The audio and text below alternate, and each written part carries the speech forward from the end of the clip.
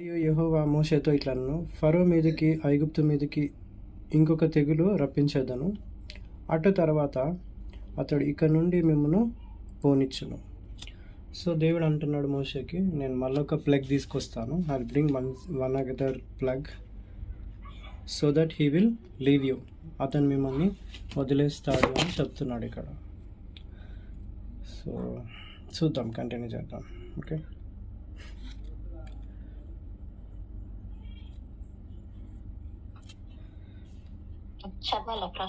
Yeah నేను నాకు if I feel difficult you can read sister. Okay, అతడు మిమ్మల్ని పోనిచ్చినప్పుడు అక్కడ నుండి మిమ్మల్ని బొత్తిగా వెళ్ళగొట్టును. కాబట్టి తన చదవండి సిస్టర్, అక్కడ చదవండి. కాబట్టి తన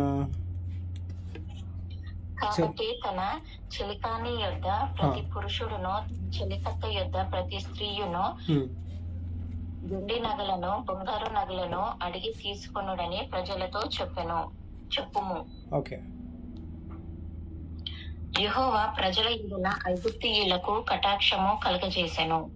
అదిగాక ఐగుప్తు దేశములో మోషే అను మనుష్యుడు ఫరో సేవకుల దృష్టికిని ప్రజల దృష్టికిని మికిలి గొప్పవాడాయెను. ఓకే, అండర్లైన్ చేసుకోండి. మనుషుల దృష్టికిని దేవుడి దృష్టికి ఏమైందంట? గొప్పవాడయ్యాడంట. Okay, Moses was receiving God's favour and man's favour. అంటే ఈ భూమి మీద మనం జీవించాలంటే దేవుడి కటాక్షము ఇంపార్టెంటే, మ్యాన్స్ ఫేవర్ కూడా ఇంపార్టెంటే. సో నీకు ఓన్లీ దేవుడి కృప ఉంది, మనుషుల ఫేవర్ లేదు అనుకోండి, మీరు స్టాగ్నెంట్ అయిపోతారు, అక్కడే ఉండిపోతారు. అర్థమవుతుందని నేను చెప్పింది? Can you understand what I'm telling? మీకు గాడ్స్ ఫేవర్ ఎంత ఇంపార్టెంటో మ్యాన్స్ ఫేవర్ కూడా అంతే ఇంపార్టెంట్. ఓకేనా, కంటిన్యూ చేయండి. మోషే ఫరోకు ఇట్లనెను, యెహోవా సెలవిచ్చినదేమనగా, మధ్యరాత్రి నేను ఐగుప్తు దేశములోకి బయలు వెళ్ళెదను. అప్పుడు సింహాసనము మీద కూర్చున్న ఫరో తొలిపిల్ల మొదలుకొని తరగలి విసురు దాసి తొలిపిల్ల వరకు ఐగుప్తు దేశమందలి తొలిపిల్లలందరూ చచ్చెదరు. ఓకే, కంటిన్యూ చేయండి. లోను తొలిపిల్లలన్నీ చచ్చును.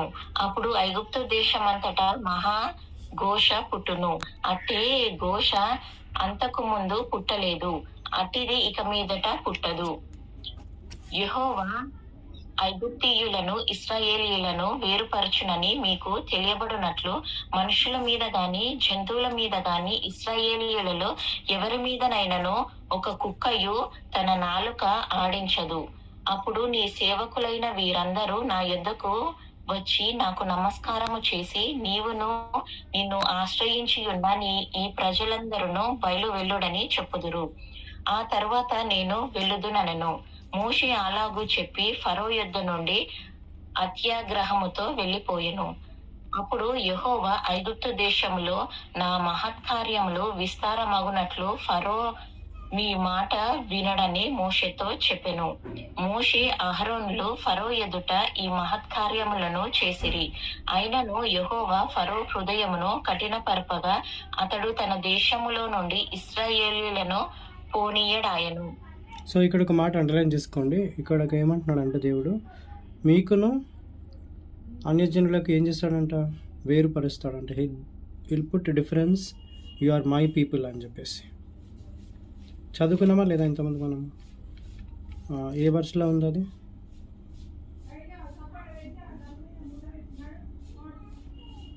ఐ థింక్ ఇట్ ఈస్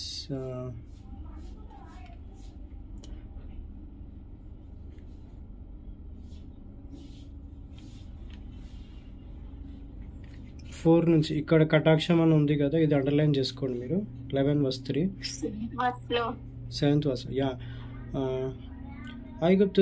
యెహోవా ఐగుప్తు దేశంలో ఇజ్రాయేలు వేరుపరిచి మీకు తెలియబడినట్లు మనుషులందరి మీద, తన జంతువుల మీదను, ఇజ్రాయేల్ మీదను, ఎవరి మీదనను సో అంటున్నాడు ఇక్కడ, వేరుపరుస్తాడంట. సో మనం లోకంలో ఉన్న కష్టాలని, లోకంలో వస్తున్న యొక్క సక్సెస్ని మనం కంపేర్ చేసుకోలేము అనమాట. We cannot compare their success, we cannot compare their disaster. We are different from other people. అందుకే యెహోవాని దొరుకు కాలము అంటే వెతుకు కాలంలోనే దొరకాలంట, మనం వెతకాలంట. ఓకే, బైబిల్లో ఉంటుంది అనమాట. Once you left this world, ఈ ప్లానెట్ని, ఈ భూలోకాన్ని మీరు విడిచిపెడితే ఈ భూలోకంతో మీకు ఎలాంటి సంబంధం ఉండదు అనమాట. You does not have any kind of relation. ఉన్నప్పుడే దేవుని తెలుసుకోవాలా. అర్థమవుతుందా? నరకం, నిత్య నరకము ఎందుకు చేశాడంటే అక్కడ ఆల్వేస్ ఇట్ ఈస్ బర్నింగ్. నిత్య నరకం అంటే ఎప్పుడు అగ్ని మండుతూనే ఉంటుందంట. ఓకే, సో మనం బ్రతుకున్నప్పుడే క్రీస్తుని తెలుసుకుంటే it is very great. So ఈ జర్నీ అనేది, మన భూమి మీద ఈ జర్నీ అనేది it is like a test అనమాట. ఈ టెస్ట్లో మనం పాస్ అయితే అక్కడ యుగ యుగములు ఆయనతో జీవించవచ్చు మనం. ఓకే, సో ఒక 12వ వచనం కంటిన్యూ చేయండి. మోషే అహరోనులు ఐగుప్తు దేశంలో ఉండగా యెహోవా వారితో ఇలాగూ సెలవిచ్చును, నెలలలో ఈ నెల మీకు మొదటిది, ఇది మీ సంవత్సరమునకు మొదటి నెల. మీరు ఇశ్రాయేలీయుల సర్వ సమాజముతో ఈ నెల దశమి నాడు వారు తమ కుటుంబముల లెక్క చొప్పున ఒక్కొక్కడు గొర్రెపిల్లనైనను మేకపిల్లనైనను, అనగా ప్రతి ఇంటికిని ఒక గొర్రెపిల్లనైనను ఒక మేకపిల్లనైనను తీసుకొనవలెను. ఆ పిల్లను తినుటకు ఒక కుటుంబము చాలకపోయిన ఎడల వాడును వాని పొరుగు వాడును తమ లెక్క చొప్పున దాన్ని తీసుకొనవలెను. ఆ గొర్రె పిల్లలను భుజించుటకు ప్రతివాని భోజనము పరిమితిని బట్టి వారిని లెక్కింపవలెను. నిర్దోషమైన ఏడాది మగపిల్లను తీసుకొనవలెను. గొర్రెలలో నుండి అయినను మేకపిల్లలో నుండి అయినను దాన్ని తీసుకొనవచ్చును. ఈ నెల 14వ దినము వరకు మీరు దాన్ని నుంచుకొనవలెను. తరువాత ఇశ్రాయేలు సమాజపు వారందరూ తమ తమ కూటములలో సాయంకాలమందు దాన్ని చంపి దాని రక్తము కొంచెం తీసి తాము దాన్ని తిని ఇండ్ల ద్వారా బంధపు రెండు నిలువు కొమ్మల మీదను పైకమ్మి మీదను చల్లి ఆ రాత్రియే వారు అగ్ని చేత కాల్చబడిన ఆ మాంసమును పొంగని రొట్టెలను తినవలెను. చేదు కూరలతో దాన్ని తినవలెను. దాని తలను దాని కాళ్ళను దాని అంత్రియములను అగ్నితో కాల్చి దాన్ని తినవలెను.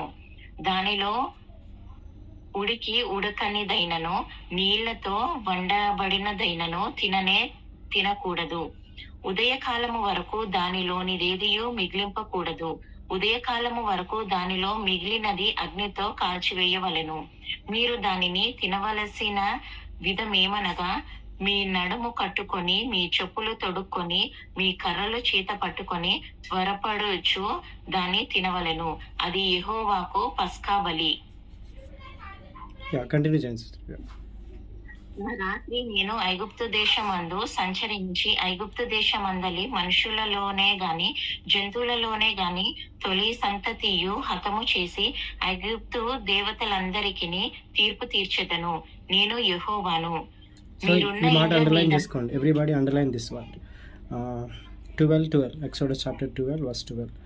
ఇక్కడ ఏమంటున్నాడంటే, ఆ రాత్రి నేను ఐగుప్తు దేశం నందు సంచరించి ఐగుప్తు దేశమంది మనుషులలోనే కానీ జంతువులలోనే కానీ తొలి సంతతియు హతము చేసి ఐగుప్తు దేవతలందరికీ తీర్పు తీర్చదను. సో దేవుడు జడ్జిమెంట్ ఇస్తున్నాడంట. జంతువులకేమి మనుషులకేమి అక్కడున్న వారందరికీ ఏం చేస్తా అంటున్నాడు? I will bring my judgement. So judgement అనేది భూమి మీదే ఉంటుంది. చాలామందికి డౌట్ ఉంటుంది, అంటే రిలీజియస్ టీచింగ్, కరిస్మాటిక్ టీచింగ్లో ఏం చెప్తారంటే పరలోకంలో వెళ్ళిన తర్వాత నీ తప్పులన్నీ వాళ్ళు చెప్తా ఉంటారు, దానికి శిక్ష ఉంటుందని. ఎంతమంది అగ్రీ అవుతారు నాతోని? How many will agree with me? శిక్ష పరలోకంలో ఉంటుందా, భూమి మీద ఉంటుందా? చెప్పండి త్వరగా. జాషువా, మిగతా వాళ్ళు Suresh garu, Jyothi sister, Alaikya sister, Priyanka sister, Joni sister, మన జడ్జిమెంట్ అనేది ఇక్కడే ఉంటుందా, పరలోకంలో కూడా ఉంటుందా? చెప్పండి, మిగతా వాళ్ళు చెప్పండి. నీలిమా సిస్టర్, తీర్పు అనేది మనకు భూలోకంలోనే ఉంటుందా, పరలోకంలో కూడా ఉంటుందా? చెప్పండి.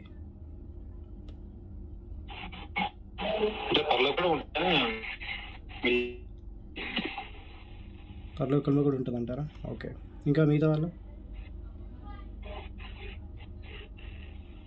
అగ్నిలో ఉందా దేవుడు మన పక్షంన విజ్ఞాపనం చేస్తున్నాడు. Okay. So let we not confused. Okay, let we continue. Okay, I will discuss with in other time. ఓకే, తర్వాత నేను డిస్కస్ చేస్తాను దీని గురించి. మీరున్న ఇండ్ల మీద ఆ రక్తము మీకు గుర్తుగా ఉండును. నేను ఆ రక్తమును చూచి మిమ్మును చేయక దాటిపోయేదను.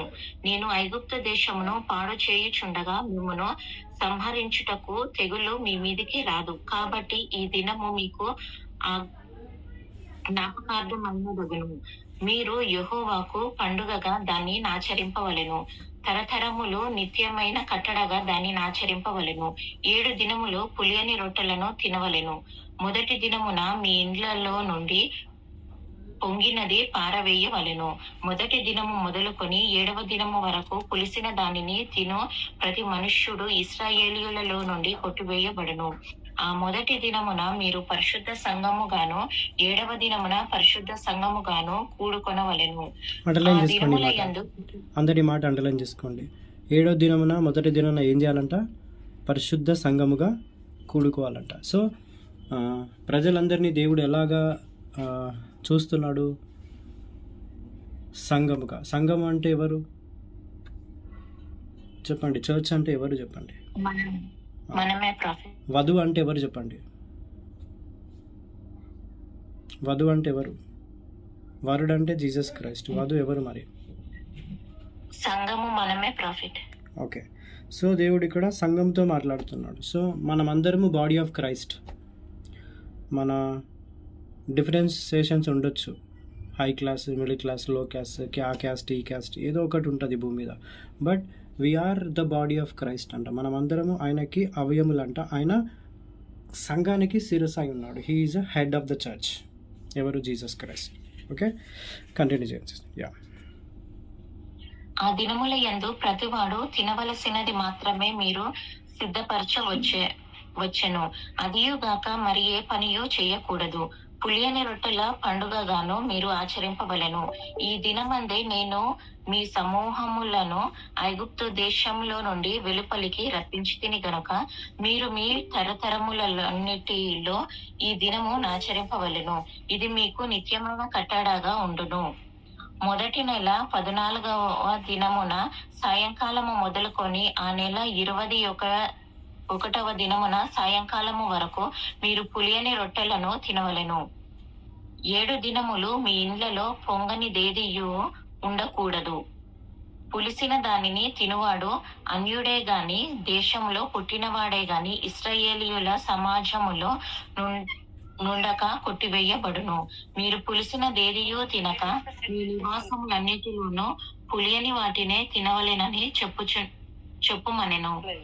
కాబట్టి మోషే ఇశ్రాయేలీయుల పెద్దలనందరినీ పిలిపించి వారితో ఇట్లనెను: మీరు మీ కుటుంబముల చొప్పున మందలో నుండి పిల్లను తీసుకొని పస్కా పశువును వధించుడి. మరియు హిసోపు కుంచె తీసుకొని పళ్ళెములోనున్న రక్తములో దాని ముంచి ద్వారబంధపు పైకమ్మికిని 2 నిలువు కమ్ములకును పళ్ళెములోని రక్తమును తాకింపవలెను. తరువాత మీలోనెవరును ఉదయము వరకు తన ఇంటి ద్వారము నుండి బయలు వెళ్ళకూడదు. యెహోవా ఐగుప్తీయులను హతము చేయుటకు దేశ సంచారము చేయుచు ద్వారబంధపు పైకమ్మి మీదను 2 నిలువు కమ్ముల మీదను ఉన్న రక్తమును చూచి యెహోవా ఆ తలుపును దాటిపోవును. మేమును హతము చేయుటకు మీ ఇండ్లలోనికి సంహారకుని చొరనీయుడి. సో ఈ మాట అందరూ అండర్లైన్ చేసుకోండి. గుమ్మానికి ఏం రాశారంట? గొర్రెపిల్ల రక్తము. ఆ రక్తం ఏ గుమ్మం అయితే ఉంటుందో ఆ మరణము దూత దాటుకొని వెళ్ళిపోతుందంట. ఆ యొక్క గుమ్మాన్ని టచ్ చేయదంట. The angel of death will not touch. Okay, continue చేయండి.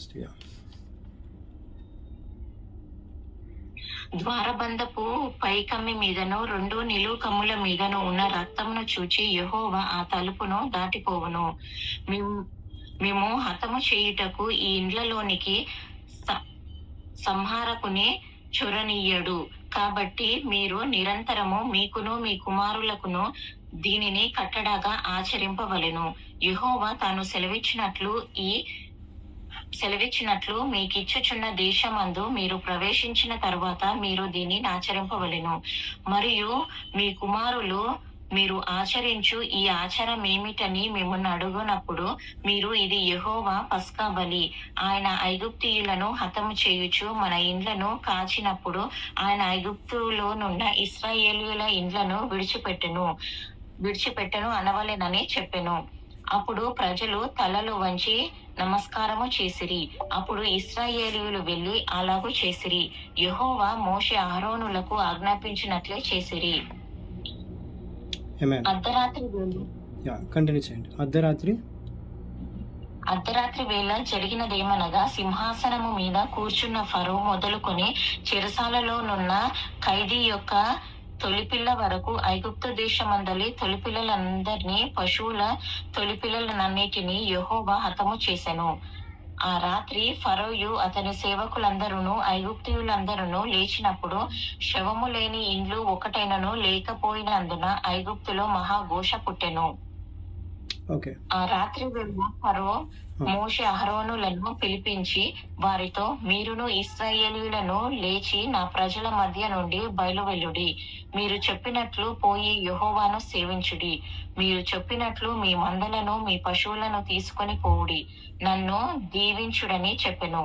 ఐగుప్తీయులు మనమందరము చచ్చిన వారమనుకొని తమ దేశములో నుండి ప్రజలను పంపుటకు త్వరపడి వారిని బలవంతము చేసిరి. కాబట్టి ప్రజలు తమ పిండి ముద్దను తీసుకొని అది పులియక మునుపే పిండి పిసుగు తొట్టితో దానిని మూట కట్టుకొని తమ భుజముల మీద పెట్టుకొని పోయిరి.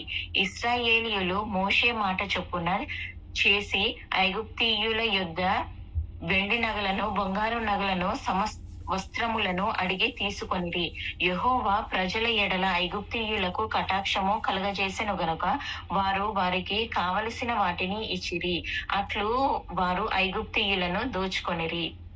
సో ఎవరు దోచుకున్నారు ఐగుప్తులని? చెప్పండి, ఎవరు దోచుకున్నారు? Who has stolen that all things? చెప్పండి. అర్థమవుతుందా ఎవరికైనా? Anybody are understanding what she reading? మిగతా వాళ్ళు చెప్పండి, ఆన్సర్ చెప్పండి.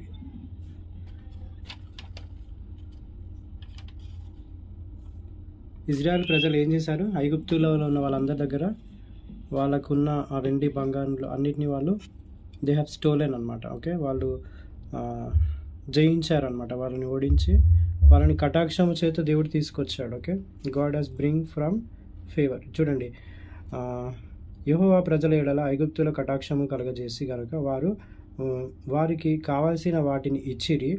అటు వారు ఐగుప్తులో దోచుకుంటారు. అంటే ఇజ్రాయేల్ ప్రజలకు ఏవేవైతే కావాలో అవన్నిటిని వాళ్ళకి ఇచ్చేశారంట. ఎందుకంటే దేవుడు కటాక్షం వాళ్ళ మీద. ఎందుకంటే అప్పుడు ఇజ్రాయేల్ చదవండి, 37 చదవండి.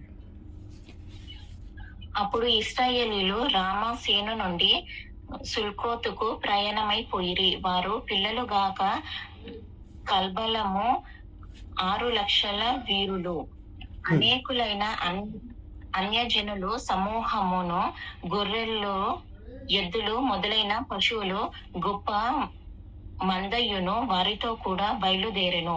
వారు ఐగుప్తులో నుండి తెచ్చిన పిండి ముద్దను, పొంగని రొట్టెలను చేసి కాల్చిరి. వారు ఐగుప్తులో నుండి వెళ్ళగొట్టబడి తడువు చేయలేకపోయిరి గనుక అది పులిసి ఉండలేదు. వారు తమ కొరకు వేరొక ఆహారమును సిద్ధపరచుకొని ఉండలేదు. ఇశ్రాయేలీయులు ఐగుప్తులో నివసించిన కాలము 430 సంవత్సరములు. అండర్లైన్ చేసుకోండి. ఈ 40 వర్స్ అంటే ఇజ్రాయెల్ ఎన్ని సంవత్సరాలు ఉన్నారంట? 430 సంవత్సరాలు ఉన్నారు అక్కడ. కంటిన్యూ చేయండి. గడిచిన తర్వాత జరిగినదేమనగా, ఆ దినమందే యెహోవా సేనలన్నీయు ఐగుప్తు దేశములో నుండి బయలుదేరిపోయెను. ఆయన ఐగుప్తు దేశములో నుండి వారిని బయటికి రప్పించినందుకు ఇది యెహోవా ఆచరింపదగిన రాత్రి. ఇశ్రాయేలీయులందరూ తమ తమ తరములలో యెహోవాకు ఆచరింపదగిన రాత్రి ఇదే. మరియు యెహోవా మోషే అహరోనులతో ఇట్లనెను, ఇది పస్కా పండుగగాను గూర్చి విడిచిన కట్టడ. అన్యుడెవ్వడును దాన్ని తినకూడదు గాని వెండితో కొనబడిన దాసుడు సున్నతి పొందిన వాడైతే దాన్ని తినవచ్చును. పరదేశియు కూలికి వచ్చిన దాసుడును దాన్ని తినకూడదు. మీరు ఒక ఇంటిలోనే దాన్ని తినవలెను. దాని మాంసములో కొంచెమైనను ఇంటిలో నుండి బయటకు తీసుకొని పోకూడదు. దానిలో ఒక ఎముక అయినను మీరు విరుపకూడదు. ఇశ్రాయేలీయుల సర్వ సమాజము ఈ పండుగను ఆచరింపవలెను. నీ యుద్ధ నివసించు పరదేశి యెహోవా పస్కను ఆచరింపగోరిన ఎడల అతనికి కలిగిన ప్రతి మగాడు సున్నతి పొందవలెను. తరువాత అతడు సమాజంలో చేరి దానిని ఆచరింపవచ్చును. అట్టివాడు మీ దేశంలో పుట్టిన వానితో సముడగును. సున్నతి పొందని వాడు దానిని తినకూడదు. పరదేశికిని మీలో నివసించు పరదేశికిని దాని గూర్చి ఒకటే విధి యుండింపవలెను. ఇశ్రాయేలీయులందరూ అలాగూ చేసిరి. యెహోవా మోషే అహరోనులకు ఆజ్ఞాపించినట్లు చేసిరి. యెహోవా ఇశ్రాయేలీయులను వారి వారి సమూహముల చొప్పున ఆనాడే ఐగుప్తు దేశములో నుండి వెలుపలికి రప్పించెను. చాలా సిస్టర్. ఓకే, సో ఇక్కడ మనం ఈ చాప్టర్లో చూసుకుంటే దేవుడు ఇజ్రాయెల్ ప్రజల్ని విడిపిస్తాడు అనమాట. అది వాళ్ళు పస్కా పండుగ సెలబ్రేట్ చేసుకోవాలి. పాస్ ఓవర్ అంటారు దాన్ని. మీ అందరికీ తెలుసా, వాళ్ళు పస్కా పండుగ ఏదైతే తిన్నారో అది 40 years వరకు వాళ్ళకి రక్షణగా ఉంది. తెలుసా మీ అందరికీ? చాలామంది పస్కా పండుగ అంటే సింపుల్గా తీసేసుకుంటారు, కానీ వాళ్ళు విడిపించబడేటప్పుడు ఈ పస్కా పండుగను ఆచరింపాలని దేవుడు చెప్పినప్పుడు అది తిన్న తర్వాత 40 years వాళ్ళు సర్వైవ్ అవుతారు అనమాట అరణ్యంలో. అర్థమవుతుందా? ఎంతమందికి తెలుసు పస్కా పండుగ గురించి? Do you know that? Pass over. అందుకే రక్తము శరీరము ఎందుకు తీసుకోమంటాడంటే మత్తయి సువార్త 26లో కూడా ఉంటుంది, మాథ్యూ చాప్టర్ 26లో. ఇది నేను ఆఖరిసారిగా మీతో భుజిస్తున్నాను, మళ్ళా మీరు మా తండ్రి రాజ్యంలో చేరు వరకు నేను దీన్ని భుజించను అంటాడు.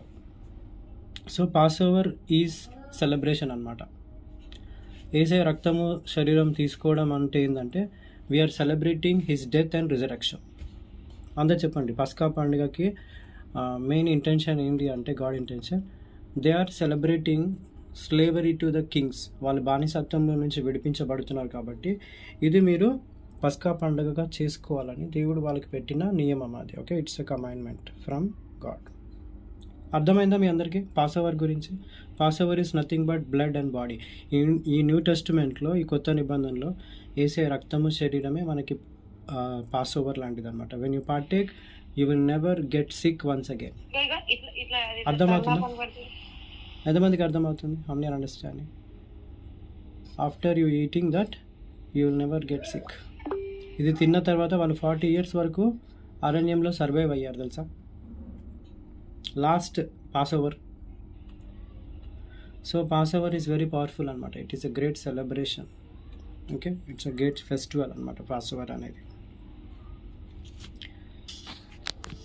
So let we pray for everybody. నేను ప్రార్థన చేస్తాను మీ అందరి కొరకు. సో ఎంతమంది ప్రేయర్ రిక్వెస్ట్ ఉందో you can share with me. I'll pray for you. Do you have any prayer request? Let me no.